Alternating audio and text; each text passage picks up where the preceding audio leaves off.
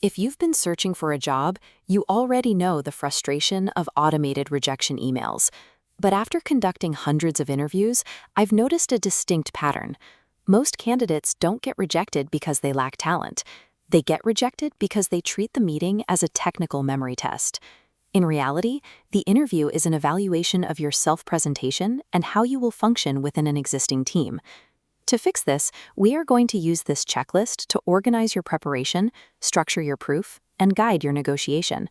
By following this framework, you can move away from a reactive, high-anxiety interrogation and toward a controlled, strategic conversation. Step 1 begins before the meeting. Most applicants glance at the job description and hit apply. Instead, you need to read that document as if it were the syllabus for an upcoming exam. As we can see in this diagram, the text on the page predicts the questions you will face. If the requirement says client communication, that translates directly into a behavioral prompt like, "Tell me about a time you handled a difficult client." Next, take 2 minutes to scan the company's website.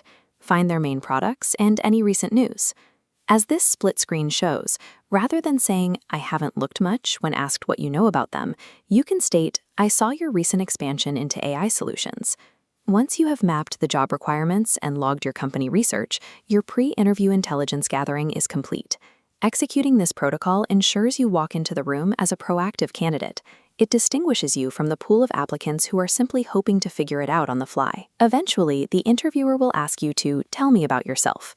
Do not recount your childhood or list schools you attended years ago. You need a 4-part pitch. State what you are currently doing, your relevant past experience, the key skills you've developed, and exactly why you are pursuing this specific role.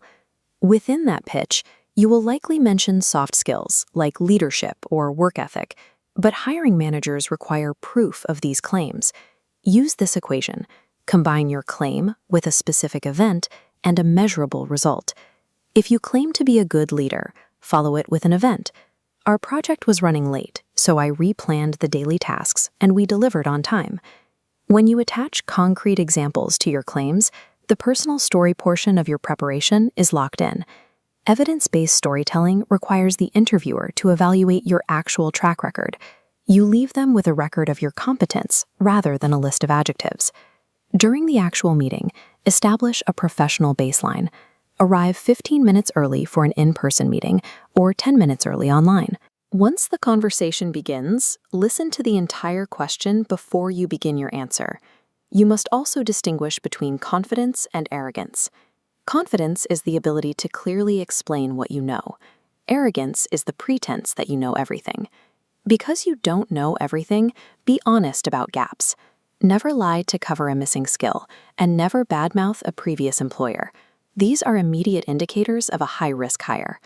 Professional etiquette provides the necessary baseline for trust. It eliminates common distractions and allows the interviewer to focus on your qualifications rather than your punctuality or your attitude toward past coworkers. If you face a technical question you cannot answer, state, "I haven't worked directly with that, but based on my understanding," this demonstrates your deductive reasoning while maintaining your honesty. If you have a career gap, address it directly. Explain that you handled personal responsibilities while continuing to develop your skills. A clear, direct explanation prevents the interviewer from imagining a more negative reason for your time away. Then comes the negotiation. Before the interview, calculate 3 numbers: your absolute minimum, your expected target, and your ideal salary. Look closely at this graphic. You must never say whatever you think is fine. This phrase instantly removes your negotiation leverage. When asked for your expectations, use this script. Based on my experience and current market trends, I am expecting a salary in this range. Setting boundaries around your knowledge and compensation signals that you understand your market worth. This positions you as a high-value professional who is aware of their own impact. Even with a perfect performance, you may still face rejection. This is often due to factors outside your control, such as budget shifts or internal candidates who were already slated for promotion. Because of these variables, your work continues after you leave the room. Within 10 minutes of finishing, open a notebook. Fill out this 10-minute reflection template. Document the questions they asked, note your strongest answers, identify where you got stuck, and lists specific improvements for next time. Once you have logged this data, the final step of the master checklist is complete. This data ensures that every interview contributes to a sharper performance in the next one. You are effectively turning the experience into actionable intelligence. Here is the completed master checklist. We've mapped the requirements, structured the evidence, established etiquette, set salary boundaries, and built a feedback loop. The interview is a collaborative exchange. Preparation generates the confidence required to lead that exchange effectively. Screenshot the reflection template now and use it the moment your next interview concludes. Applying this systematic approach shifts your focus from hoping for an offer to actively managing the process of securing one.